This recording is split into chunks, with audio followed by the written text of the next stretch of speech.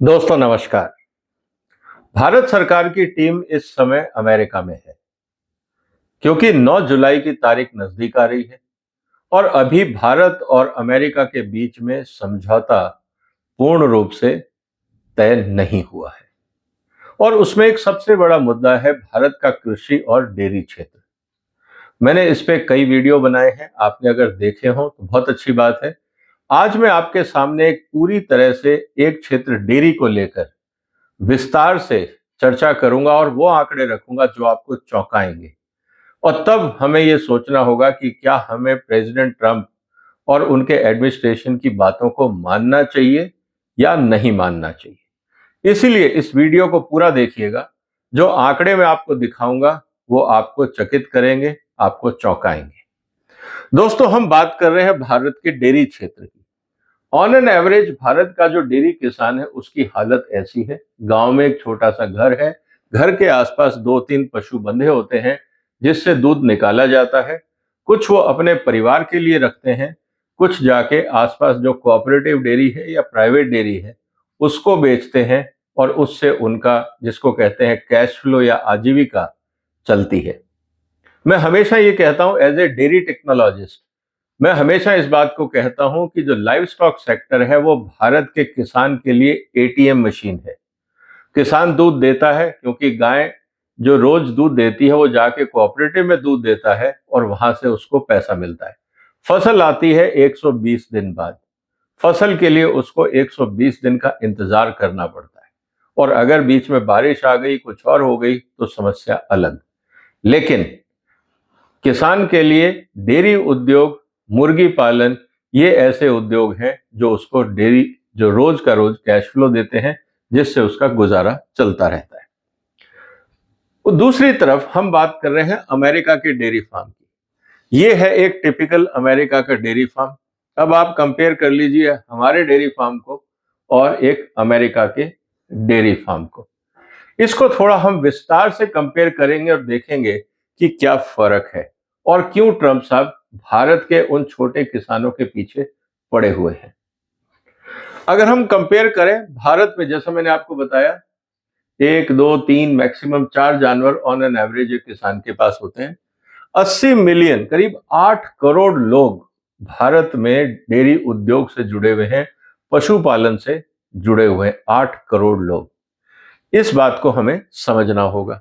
दूसरी तरफ अमेरिका में सिर्फ 24,000 फार्म हैं जो डेयरी उद्योग में है और मैंने आपको फार्म साइज बताया। एक तरफ 24,000 किसानों के लिए ट्रंप साहब इतनी जद्दोजहद कर रहे हैं और मोदी सरकार को 8 करोड़ किसानों की जिंदगी से बातचीत करनी है, लेकिन ट्रंप साहब कहते हैं नहीं, मेरे 24,000 किसान आपके 8 करोड़ से ज्यादा इंपॉर्टेंट है। मुद्दा यहां आके अटक जाता है।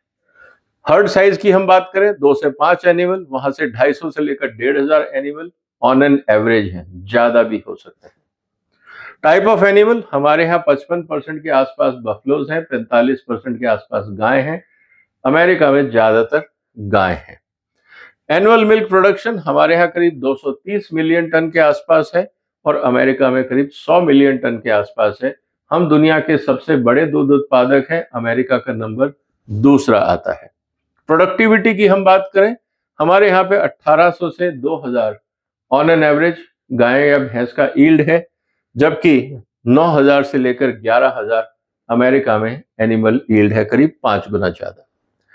वहां पे पूरा फोकस एक्सपोर्ट ओरिएंटेड है अगर हम देखें, क्योंकि मिल्क कंजम्पशन, जो प्रोटीन इनटेक है, उनके पास बहुत सारे नॉन वेजिटेरियन सोर्स हैं, इसलिए वहां पे मिल्क इनटेक कंपैरेटिवली कम है, डेयरी प्रोडक्ट्स का इनटेक कम है। इस बात को भी आपको समझना होगा। डेयरी प्रोडक्ट्स जो बाकी प्रोटीन सोर्स हैं, जैसे वहां लोग बीफ खाते हैं, पोर्क खाते हैं, चिकन खाते हैं, जो डेयरी प्रोटीन है वो बाकियों से महंगा होता है। इस बात को भी आपको याद रखना चाहिए। और भारत का जो फोकस है वो डोमेस्टिक मार्केट है, हमारा एक्सपोर्ट ओरिएंटेशन नहीं है। फार्म टाइप छोटे हैं, फैमिली ओरिएंटेड है, रूरल बेस्ड है। वहां पे सब काम इंडस्ट्रियल है। आपने फोटो में देखा होगा, बड़े बड़े साइलो लगे हुए हैं, उनमें फीड रखा जाता है और वहां से डायरेक्ट फीडिंग की जाती है। ऑर्गेनाइज सेक्टर करीब 30 से 35% है, बाकी सब दूध वाले हैं, दूधिए हैं जो मोटरसाइकिल रेलगाड़ी में बैठ के शहरों में आते हैं और जिसको आप कहते हैं भाई ताजा दूध लेके आए हैं, ये वो वाला कॉन्सेप्ट है। जबकि अमेरिका के अंदर कोई दूधिया नहीं है, 95% वहां पे डेयरी उद्योग है जो वेल स्ट्रक्चर्ड है। मार्केट फोकस, हमारे यहाँ पे लोकल फ्रेश मिल्क और घी पनीर जो हम खाते हैं, अमेरिका में सारा कुछ वैल्यू एडिड है। अगर हम देखें चीज बटर पनीर यूएचटी मिल्क और एक्सपोर्ट फोकस है।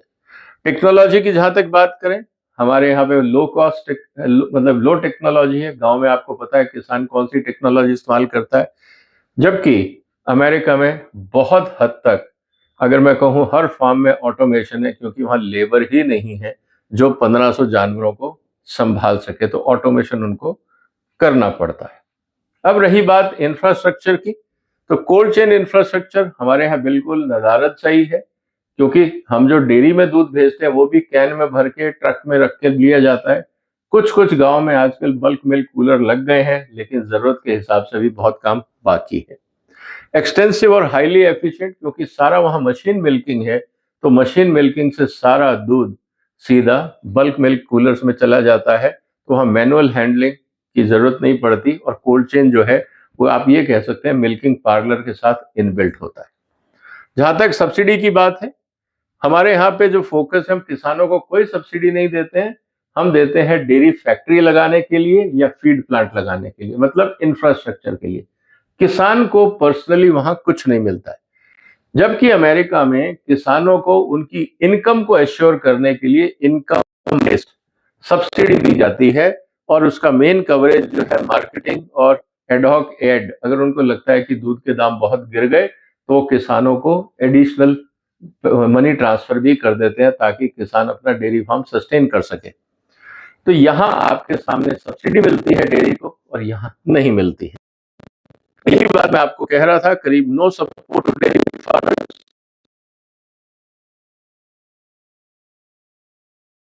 सब्सिडी दी जाती है। अब $1 बिलियन किन लोगों को? 24,000 फार्म को। अब 24,000 फार्म में आप हिसाब लगा लीजिए कि कितना होगा। अगर हम बिलियन डॉलर की बात कर रहे हैं, तो $2 बिलियन का मतलब है दो 2000 मिलियन डॉलर। $2000 मिलियन आप हिसाब लगा लीजिए कि ऑन एन एवरेज एक किसान को कम से कम 75 से 1 करोड़ तक की सब्सिडी सालाना में मिल जाती है। आपको रखना होगा। बाकी ट्रेड की मैंने बात करी। अब सारा झगड़ा कहां है, अब इस स्लाइड में देखिएगा दोस्तों। ये सब कुछ होने के बाद ये ये इंडिया का कलर है। आप देखेंगे भारत में मिल्क प्रोडक्शन हर साल बढ़ रहा है, और हमारा वो ये डार्क है अमेरिका का डार्क। ये देखिए आप, हमारा रेट बढ़ रहा है और अमेरिका की मिल्क का प्राइस क्रैश हो रहा है। ये थोड़ा सा ऊपर गया था कोविड के टाइम पे, उसके बाद वापस प्राइस गिरने लगा। मतलब पिछले 10 साल लगा के देखें तो अमेरिका में डेयरी सेक्टर के प्राइसेस नहीं बढ़े हैं, और यही वहां के किसानों का इश्यू है। वहां की पॉलिटिकल जो लॉबी है उसका ये कहना है कि किसानों के दूध के प्राइस किसानों को नहीं मिल रहे हैं, या तो सब्सिडी बढ़ाओ या हमें अंतर्राष्ट्रीय बाजार में माल बेचने में सुविधा दो, ताकि हम ज्यादा मुनाफा कमा सकें, रेट बढ़ा सकें। क्योंकि अगर आप एक्सपोर्ट ज्यादा नहीं करोगे, तो डोमेस्टिक मार्केट में जितनी सप्लाई बनी रहेगी उससे प्राइस दबा रहेगा, और यही आपके सामने चीज समझ में आती है। दूसरी तरफ लाल वाली लाइन हम देखें तो ये इंटरनेशनल प्राइस है। लेकिन दोस्तों एक चीज जो आपको समझनी होगी वो ये कि भारत का प्राइस हमेशा अमेरिका के प्राइस और अंतरराष्ट्रीय प्राइस से डोमेस्टिक प्राइस जो फैट का है वो ज्यादा रहता है।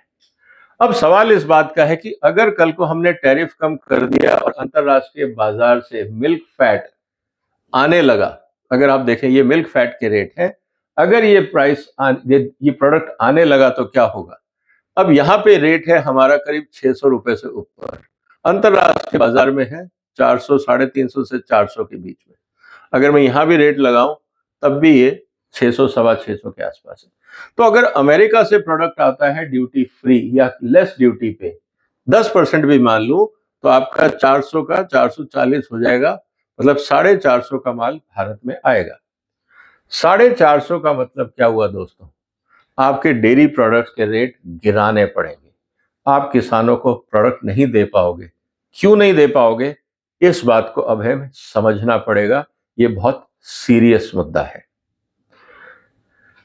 प्राइस की अंडरकटिंग होगी। जो घी बनाने वाले हैं वो अमेरिका से बटर ऑयल लेंगे, क्रीम लेंगे और भारत में घी बनाएंगे।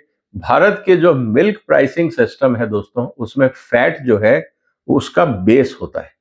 हमारे यहाँ पे जब किसानों को पैसा देते हैं दूध का, तो ये देखा जाता है कि दूध में फैट कितना है, एसएनएफ कितना है, उस हिसाब से हम किसान को पेमेंट करते हैं। जबकि पूरी दुनिया में लोग फैट नहीं खाते हैं, वहां पे फैट बाई प्रोडक्ट है, हमारे यहाँ फैट जो है वो मेन प्रोडक्ट है।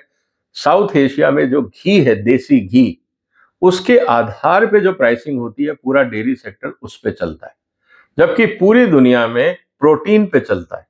ये चीज हमें समझनी होगी। ये टेक्निकलिटीज मैं आपको इसलिए बता रहा हूं एज ए डेयरी टेक्नोलॉजिस्ट, यहीं पे सारा गणित बदल जाता है।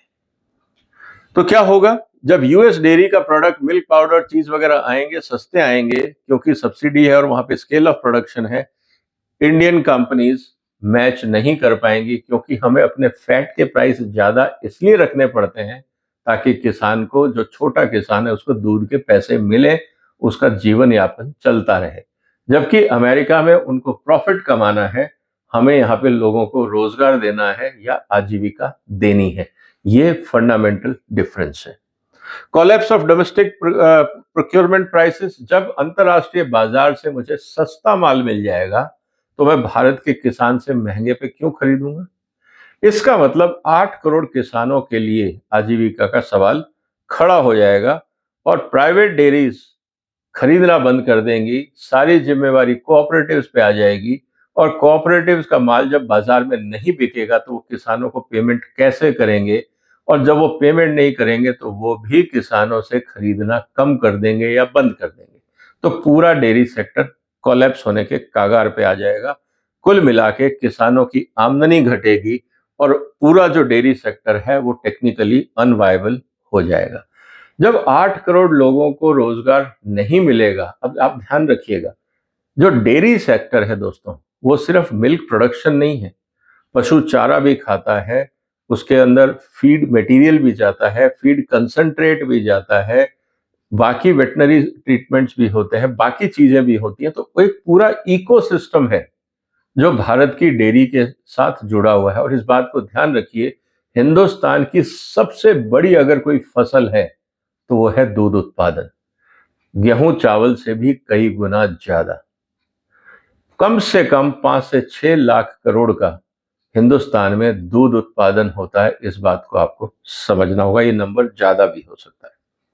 इसीलिए सिर्फ डेयरी सेक्टर नहीं, उसके आसपास जितने कृषि क्षेत्र हैं, सब पे उसका प्रभाव पड़ेगा और इससे जो रूरल डिस्ट्रेस है वो बढ़ेगा। और गांव में हमारे यहाँ 100 करोड़ लोग रहते हैं। 100 करोड़ लोगों में से 10 करोड़ तो ऐसे ही होंगे जो डायरेक्टली इनडायरेक्टली डेयरी से जुड़े हुए हैं। 10 करोड़ लोगों की आजीविका पे सवाल खड़ा हो जाएगा। फिर वो क्या करेंगे? शहर की तरफ आएंगे, शहरों का बुरा हाल होगा। ओवरऑल जो सोशल इम्बैलेंस है वो और बढ़ जाएगा। और सबसे इंपॉर्टेंट बात, डेयरी उद्योग ज्यादातर भारत की महिलाएं संभालती हैं। पुरुष तो मजदूरी में चले गए, शहर में काम करने आ गए कंस्ट्रक्शन साइट पे। गांव में जो डेयरी उद्योग है वो ज्यादातर महिलाएं संभालती। वो सब टेक्निकली बेरोजगार हो जाएंगी, घर की आमदनी खत्म हो जाएगी। इसके अलावा जब आपके पास सस्ता विदेशी माल आएगा, तो जो आपका लोकल कोऑपरेटिव्स हैं, जो अभी आपको मिल्क दे रहे हैं, जब वो वायबल नहीं रहेंगे तो उनकी ब्रांड पे सवाल उठेंगे। वो अपना एग्जिस्टेंस क्वेश्चन में उनके आ जाएगा और विदेशी माल धीरे धीरे शहरों में, सुपरमार्केट्स में आपको दिखने लगेगा। और साथ ही साथ जो हमारे वैल्यू एडेड प्रोडक्ट्स हैं, जिससे किसानों को आमदनी होती है, क्योंकि हमें दूध के दाम सस्ते इसलिए रखने पड़ते हैं ताकि आम आदमी को सस्ता दूध मिल जाए। अगर आप आज दूध की कॉस्ट ऑफ प्रोडक्शन लगाएं और उसमें वैल्यू एडेड प्रोडक्ट्स अगर हटा दें, तो दूध बहुत महंगा बिकेगा। इसीलिए दूध के रेट कम रख के वैल्यू एडेड प्रोडक्ट्स बनाए जाते हैं ताकि जो लोग अफोर्ड कर सकें वो थोड़ा एक्स्ट्रा पैसा दें, ताकि किसानों को भी उनकी इनकम मिल जाए और कंज्यूमर्स को भी अफोर्डेबल रेट पे दूध मिल जाए। अगर दूध का सिस्टम बिगड़ता है, किसान अगर डेयरी से निकलते हैं, तो न्यूट्रिशन एंड फूड सिक्योरिटी पे बहुत बड़ा सवाल खड़ा होगा और फ्रेश मिल्क और डेयरी प्रोडक्ट्स आपको महंगे मिलेंगे, क्योंकि जब डोमेस्टिक मार्केट ही नहीं रहेगा, विदेशी माल आके लोकल मार्केट को डिस्टेबलाइज कर देगा। जैसे आपके सामने एक सीधा सा एग्जांपल है एडिबल ऑयल का। जितना विदेशी तेल आता है उससे डोमेस्टिक जो एडिबल ऑयल और ऑयल सीड प्रोड्यूसर हैं उन सब के लिए मुसीबतें हो जाती हैं। ये हमें समझना होगा कि जो हमने गलतियां एडिबल ऑयल में करी वो हम डेयरी में ना करें, ये भी हमें समझना होगा। और लॉस ऑफ सेल्फ सफिशिएंसी, आज हम दुनिया के सबसे बड़े उत्पादक हैं।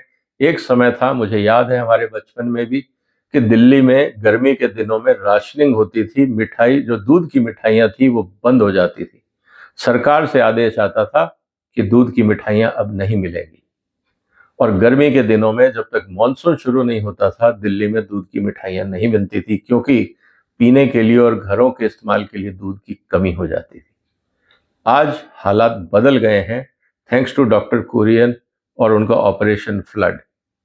अब तो हमने उसको बिल्कुल पॉलिटिकल बना दिया है, लेकिन जो आधार रखा था डॉक्टर कुरियन ने, पूरे देश को उनका शुक्रिया करना चाहिए कि आज हम हिंदुस्तान को दुनिया का नंबर 1 और आत्मनिर्भर डेयरी में बना सके। इसका मतलब ये है कि हमें अमेरिका के दबाव में नहीं आना है। तो हमें क्या करना है? हमें अपने 8 करोड़ लोगों की आजीविका को बचाना होगा।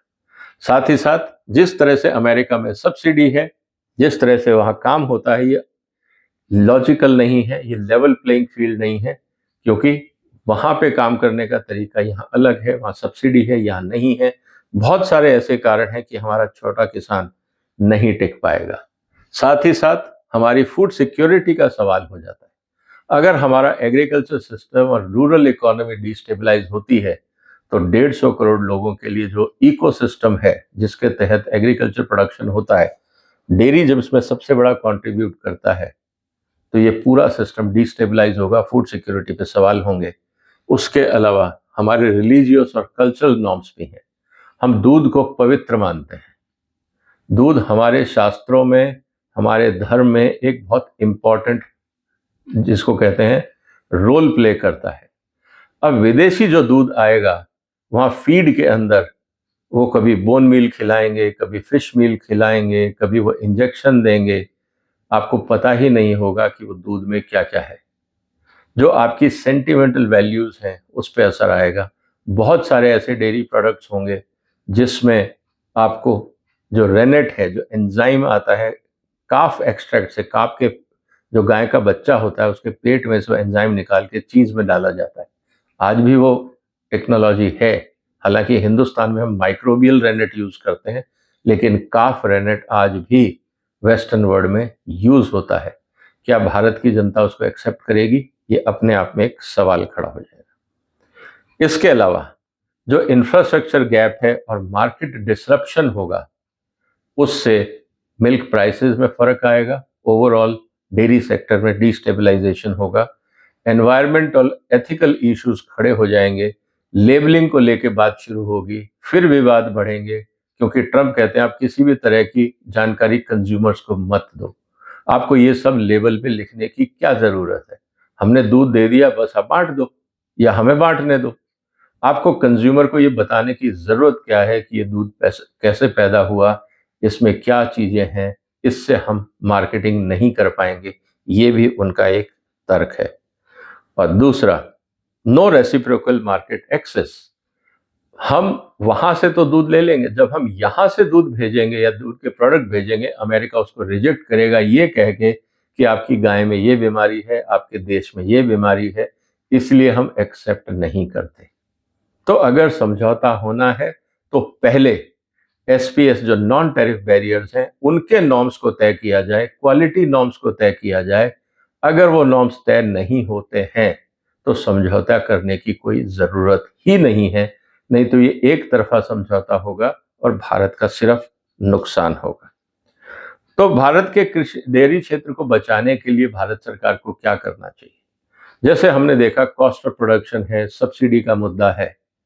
सब चीजों को ध्यान में रखते हुए हमें इस बात को सोचना होगा कि हमें डेयरी सेक्टर को बचाना है। डेयरी सेक्टर को इसलिए बचाना है कि 10 करोड़ लोगों का रोजगार और भारत की फूड सिक्योरिटी भी उससे जुड़ी हुई है। मैं पॉलिटिक्स पे नहीं जा रहा हूं, मैं प्योर इकोनॉमिक्स की बात कर रहा हूं। पॉलिटिकल इशू अलग है, क्योंकि ज्यादातर डेयरी जो है वो कोऑपरेटिव्स में है, और कोऑपरेटिव्स में आज की तारीख में अमित शाह साहब उसके मंत्री हैं और गुजरात उसमें लीड करता है। तो पॉलिटिकली भी एक सेंसिटिव सेक्टर है, सरकार पे काफी दबाव भी होगा। दूसरी तरफ से पूरी जो ट्रांसपेरेंसी है और जो लेबलिंग है, पहले इस पे समझौता किया जाए, इसको भारत के कानूनों में सुदृढ़ किया जाए। आज भी जो हमारे इंपोर्टेड फूड के कानून है वो डिफेक्टिव है। हिंदुस्तान में क्या बिकता है, हमारे जो फूड लॉज हैं उनमें इतने लूप होल्स हैं कि हम कोई भी माल किसी भी रूप में बेच पा रहे हैं, उस पर भी हम कंट्रोल नहीं कर रहे हैं। डब्ल्यूटीओ में सेफ गार्ड है, हमें उसको यूज करना चाहिए। अब ट्रंप साहब कहते हैं मैं डब्ल्यूटीओ को नहीं मानता, मैं बायलैटरल ट्रेड की बात करता हूं। अगर भारत सरकार उस ट्रैप में आती है तो खुद डब्ल्यूटीओ के जो प्रावधान हैं हम उनको इग्नोर कर देंगे, जो भारत के लिए सही नहीं होगा। दूसरी तरफ आप काउंटर ऑफर दीजिए कि आपको दूध का प्रोडक्ट क्यों बेचना, आपको भारत का बाजार चाहिए, आप आइए और इन्वेस्ट करिए। हम आपको प्रेफरेंशियल ट्रीटमेंट देते हैं, अमेरिका की डेयरी कंपनी भारत में आए और इन्वेस्ट करें, उसमें हमें कोई एतराज नहीं है। लेकिन अमेरिका का डेयरी प्रोडक्ट भारत में क्यों बेचना है, हमें इससे एतराज है। और सबसे इंपॉर्टेंट बात, जैसा मैंने पहले कहा, कि जब तक क्वालिटी नॉर्म्स बराबर नहीं हो, ये समझौते का कोई मतलब नहीं रह जाता। तो दोस्तों, मैंने आपको इसलिए ये पूरी बात बताई कि इस समय अमेरिका और भारत के बीच में चर्चाएं चल रही हैं कि डेयरी उद्योग को आप खोलिए, टैरिफ कम करिए, ताकि अमेरिकन प्रोडक्ट्स हम बेच सकें। अब आप मुझे ये बताइए कि क्या भारत सरकार को अमेरिका के दबाव में आना चाहिए? क्या मोदी सरकार को ट्रंप की बातों को मान के डेयरी सेक्टर को कुर्बान कर देना चाहिए? As a dairy technologist, as a food technologist, as a economist, as a lawyer and as a manager, मैं ये पांचों रोल प्ले करता हूं अपनी जिंदगी में। मेरे हिसाब से भारत सरकार को जल्दबाजी नहीं करनी चाहिए, क्योंकि इसमें मुझे भारत का हित कहीं नहीं दिख रहा है। अब देखते हैं निर्णय क्या होता है। 9 तारीख से पहले उम्मीद है जो भी होगा पत्ते खुल जाएंगे, फिर देखते हैं क्या होता है। हो सकता है कि ये चर्चाएं लंबी चले। आपके जो भी विचार हो कमेंट बॉक्स में लिखिए, इस वीडियो को शेयर करिए, इस चैनल को सपोर्ट करिए, हमें सब्सक्राइब करिए और साथ ही साथ अपना ध्यान रखिए। फिर मुलाकात होगी एक और इम्पॉर्टेंट मुद्दे के साथ। तब तक वंदे मातरम।